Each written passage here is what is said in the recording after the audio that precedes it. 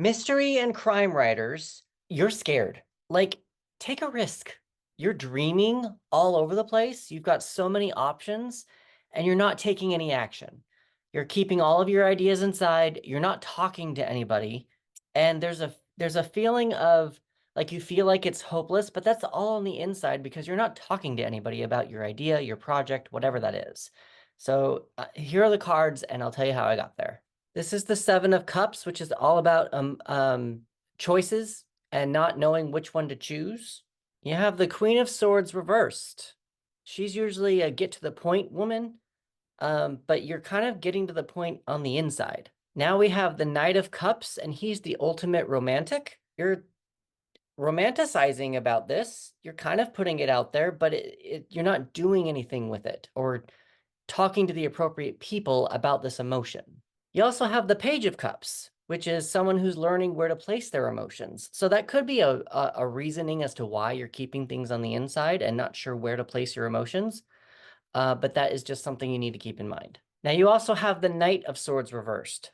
So because you have the Queen of Swords reversed who likes to get to the point, the Knight is the talker. He likes to talk about his ideas, and he thinks first before he acts. But you're thinking on the inside. You're not taking any action. You also have the Page of Swords reversed. So there's just a lot of court cards that are reversed, that are swords, that are all in the same suit, just seem to be, you're not talking about or you're not thinking, you're keeping all of your thoughts on the inside about this project, and you're not allowing it to grow, maybe. You're not spending time with it. You're not talking to the right people. You're not asking people about advice, maybe something of that nature. I don't know. There's just something about you are not talking at all and keeping all of your thoughts on the inside. And because of that, you have the Eight of Wands. The Eight of Wands, it's reversed. It's all about fast movement. It's almost like things are moving too fast for you to catch up, but this is reversed. So you're thinking about everything on the inside. There's emotions that are just swirling, and you just don't know where to put that creative energy. Now, this is the Ten of Swords reversed. This is actually the one that kind of got me a little bit. I'm not entirely sure what this is telling you, because usually when a 10 comes up reversed, to me, it says that the querent is not accepting an ending. So whatever's you've come to with this project, whatever's ended with the project, I don't know what that would be, whether it be a person who helped you, whether that be a storyline that you decided went nowhere, something. You haven't quite accepted that this ending has come to pass. And once you do allow that to go, you'll probably be able to feel a little bit more in flow with this project. You also have the Hanged Man reversed. Now, the Hanged Man is usually about taking pause, taking a chance to consider somebody else's point of view. But because it's reverse, I think you're questioning your own thoughts and your own points of view on whatever you're trying to write. That's kind of more of what I'm thinking, and you're making yourself pause because you're not thinking with all those court cards that are swords that are reversed.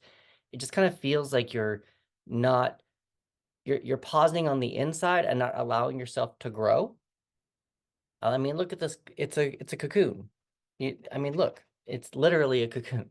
And then the card on the bottom of the deck is the Tower, which is also reversed. So the Tower is usually about chaos and things that you can't control on the outside. The Eight of Wands is usually not necessarily about chaos, but it's more about things are moving just really, really fast. But because it's reversed, things seem to be going slow. With the Tower, it just feels like you're creating a bunch of chaos on the inside and you're not taking these ideas and running with them, and you're dreaming about a lot of stuff and not talking about things and putting your emotions a lot more into play versus your thoughts. And probably with the crime and mystery, you probably need to think a little bit more about where the clues are coming from. I just got a ping about these cups. These are all the different clues you want to use. Try using them all.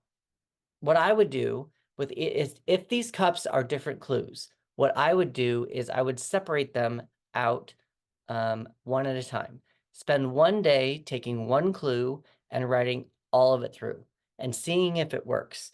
Then take the second clue and go the next day and do the same thing and write it through and see if it works. Then the third and the fourth and the fifth. And then by the time you have all 7 done, who knows, you might have a whole new story.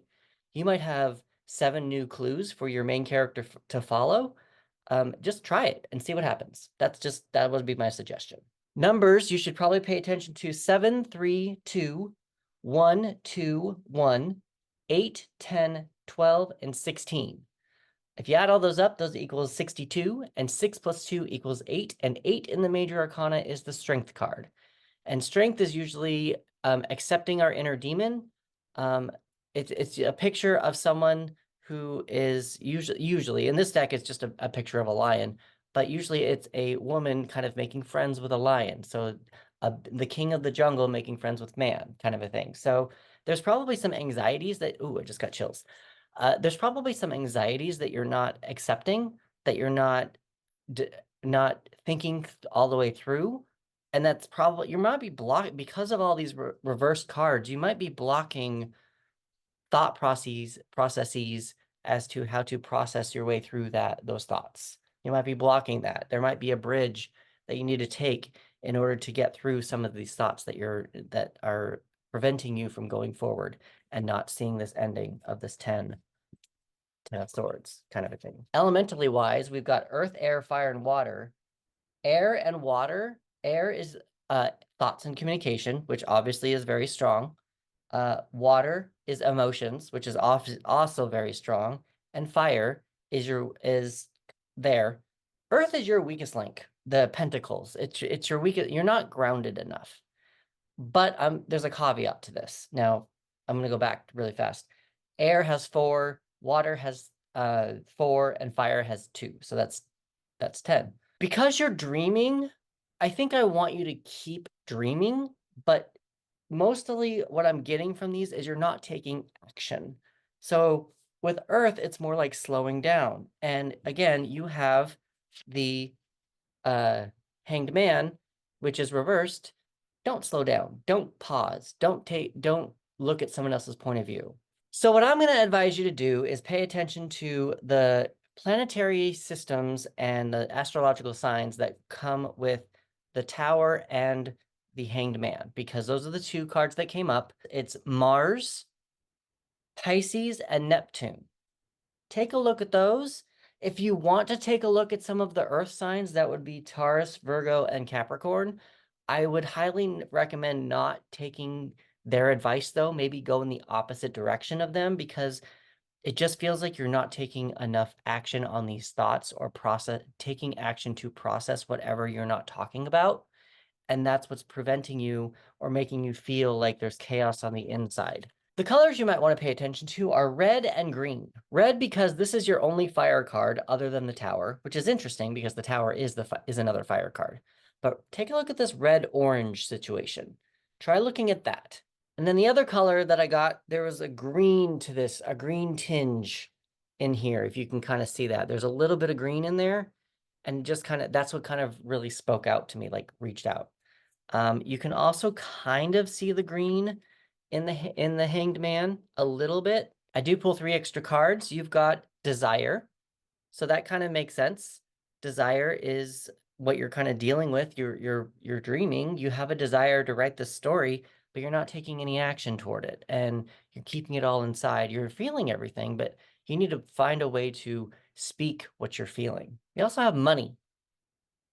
I don't know what that means to you, but maybe this is something that you need to consider regarding, like, maybe this is your next bestseller. What are your characters' assumptions about the world and the other characters? How can you subvert them? With that, I'm Chris, and I am a tarot reader who helps screenwriters and authors overcome writer's block. If you want to take this a little bit further and understand a little bit more about your story, maybe understand how, see and experience how tarot can actually help you write a story from your own intuition, if you go to the link in my bio or down in the description, there's a button at the very top of that link, and it will take you to a free 15-minute tarot reading exercise where you can actually, I pull 3 cards and I actually show you how to write a beginning, a middle, and an end of a story. It's completely free. And with that, I will see you in the next one.